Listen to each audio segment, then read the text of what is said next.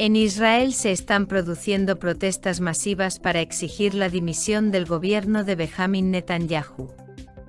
El sábado por la tarde, decenas de miles de personas acudieron a la manifestación, una de las mayores desde el atentado del grupo terrorista palestino Hamás en el sur de Israel el 7 de octubre y el comienzo de la operación militar contra él en la Franja de Gaza.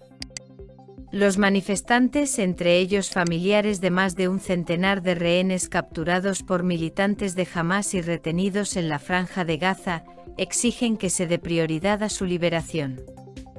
El domingo tuvo lugar una nueva manifestación masiva. Netanyahu, líder del partido derechista Likud y un viejo conocido de la política israelí, formó gobierno con partidos religiosos ortodoxos y de extrema derecha. Los críticos acusan a Netanyahu de intentar aferrarse al poder a toda costa para evitar ser procesado por los cargos de corrupción que pesan sobre él.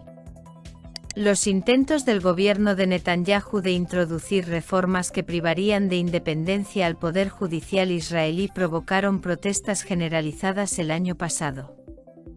Los partidos de extrema derecha del gobierno de Netanyahu insisten en la línea de guerra más dura en Gaza, con la liberación de los rehenes como objetivo secundario a la destrucción de Hamás, y gran parte de la sociedad israelí está de acuerdo.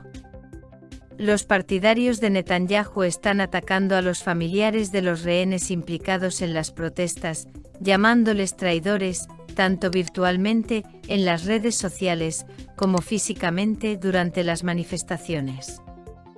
Una de las ex-rehenes que fue agredida sexualmente en cautividad declaró recientemente en una entrevista que ninguno de los ministros se había puesto en contacto con ella desde su liberación.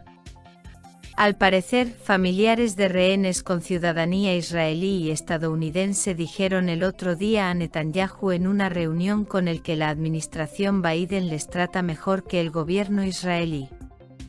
Los críticos acusan a Netanyahu de no llegar a un acuerdo con Hamás para liberar a los rehenes por conveniencia política. El acuerdo se está negociando con la mediación de algunos países árabes y con la participación activa de Estados Unidos, pero las perspectivas de un acuerdo siguen sin estar claras. Según Axios, en una reunión del gabinete militar celebrada esta semana, Netanyahu se negó a dar a los jefes de los servicios de inteligencia israelíes más margen de maniobra en las conversaciones para alcanzar un compromiso, afirmando que era necesario un enfoque duro. Netanyahu siempre se ha presentado como un político que mantendría la seguridad de Israel, pero fue bajo su mandato cuando Hamás llevó a cabo el atentado que supuso el peor asesinato masivo de judíos desde el Holocausto. La opinión pública le considera responsable de ello. Netanyahu y su coalición gobernante están perdiendo popularidad y, según las encuestas, habrían perdido las elecciones, lo que significa que Netanyahu habría perdido su puesto de primer ministro. Al mismo tiempo, las opiniones derechistas de Netanyahu, que se opone a la idea de un Estado palestino como fórmula para una solución pacífica del conflicto de Oriente Próximo y cree que cualquier Estado de este tipo sería una fuente de terror contra Israel, son bastante populares en la sociedad israelí. La posición de Netanyahu en la operación de Gaza y sus opiniones sobre el conflicto de Oriente Próximo en general le han enfrentado a la administración Biden, que dio a Israel todo el apoyo que pudo reunir tras el ataque de Hamás. Las muertes de civiles como consecuencia de la operación del ejército israelí contra Hamás han sido cada vez más criticadas en Estados Unidos. Además, no está claro cómo ve Netanyahu el futuro de la Franja de Gaza tras el final de la guerra. O bien Israel va a establecer un control por la fuerza sobre todos los territorios palestinos, desde el río Jordán hasta el mar Mediterráneo. También ha habido informes sobre la idea de una fuerza árabe de mantenimiento de la paz en la franja, pero los países árabes han declarado anteriormente que la condición para su participación en la reconstrucción de Gaza sería el eventual establecimiento de un Estado palestino. La politóloga israelí y exmiembro de la Knesset Ksenia Svetlova afirma que es posible que una parte significativa de los israelíes ya no quiera ver a Netanyahu como primer ministro, pero no están preparados para ningún cambio serio, por ejemplo, para empezar de nuevo ahora las negociaciones con la autoridad palestina. No fue la autoridad palestina la que estuvo detrás de los atentados del 7 de octubre, sino el mantra que Netanyahu lleva años repitiendo, de que todos son terroristas, es decir, unos terroristas son más violentos y otros terroristas son más tranquilos. Mucha gente está convencida de ello. Y después del 7 de octubre se hizo especialmente difícil lograr un cambio en la opinión pública.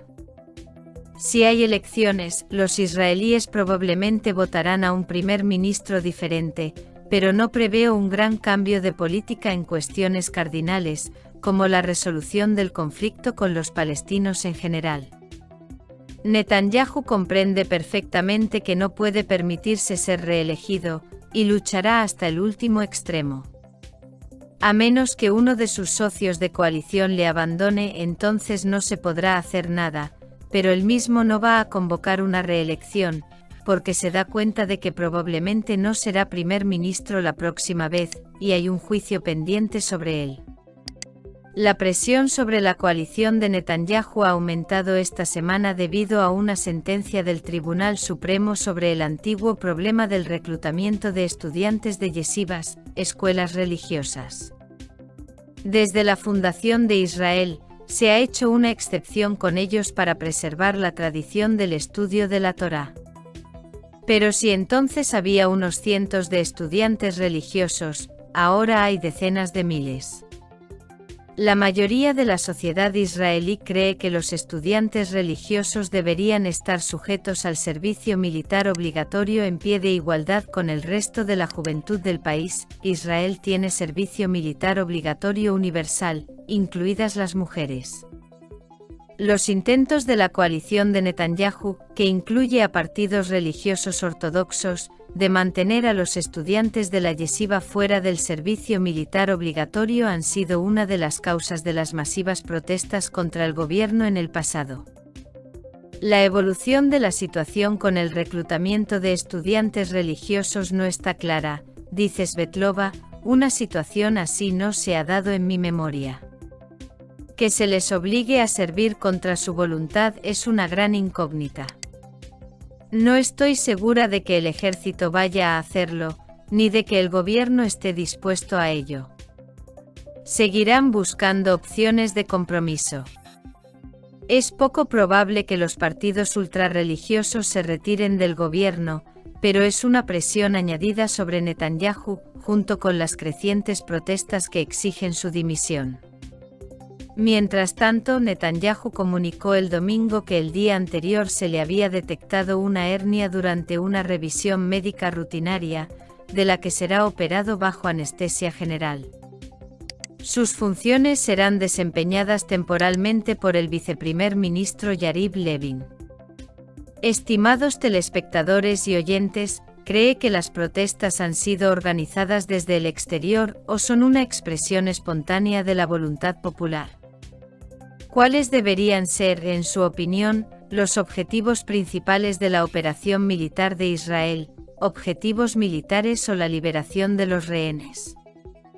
Escriba su opinión en los comentarios y sugiera temas para nuestros próximos números. Personalmente nos resulta difícil dar respuestas definitivas a estas preguntas porque, por un lado, la operación militar lleva 6 meses en marcha, pero hasta ahora no se ha liberado a muchos rehenes, pero por otro, Hamás tiene una enorme red de túneles subterráneos en los que las operaciones militares son difíciles y llevan mucho tiempo.